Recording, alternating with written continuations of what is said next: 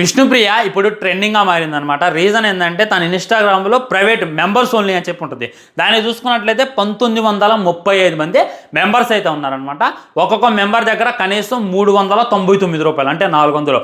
So ఈ 1935 into 400 కొడితే almost నెలకి మన విష్ణుప్రియ 8 లక్షలు సంపాదిస్తుంటే తన పనే బాగుంది. అసలు ఏముంటుంది, ఎందుకు అంతమంది సబ్స్క్రైబ్ చేస్తున్నారు, అంతమంది మెంబర్స్లా జాయిన్ అవుతున్నారు అని అంటే భయ మీరు విష్ణుప్రియని చూసే షాక్ అవుతున్నారు కదా.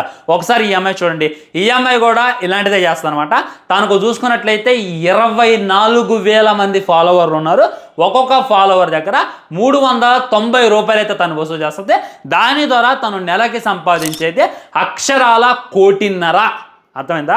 ఒక అమ్మాయికి సాధ్యం అనమాట ఇది. సో ఇదైతే రీసెంట్గా బెస్ట్ బిజినెస్గా మారిపోయింది. మాటలు కానే కాదు.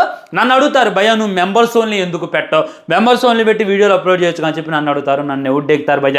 నేను అమ్మాయిలాగా పుట్టనందుకు ఇప్పుడైతే బాధపడతాను అనమాట. విష్ణుప్రియ 8 లక్షలు, ఈ అమ్మాయి 1,50,00,000, ఇంకా చాలామంది ఉన్నారనమాట.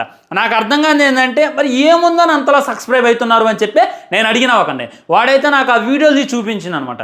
అది చూసిన తర్వాత నువ్వు కూడా సబ్స్క్రైబ్ చేసుకుంటావు అని చెప్పి నన్ను అడిగిండు. అంత లేదనమాట.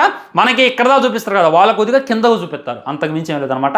సో మన కక్కుర్తే వాళ్ళకి పేమెంట్ లాగా ఉంది, మన కక్కుర్తే వాళ్ళకైతే డబ్బులు తెచ్చి పెడుతుంది. ఇప్పుడైతే విష్ణుప్రియనే బాగా ట్రై చేస్తున్నారు. నెలకి 8 లక్షలు ఉత్తగానే సంపాదిస్తున్నావు. కానీ నువ్వు కూడా ఇన్స్టాగ్రామ్ క్రియేట్ చేయి, నువ్వు కూడా మెంబర్స్ ఓన్లీ అని చెప్పి దాన్ని ఎక్స్పోజింగ్ చేయి, నీకు కూడా వస్తే ఆమె మీద పడి ఆడడం ఎందుకని చెప్పి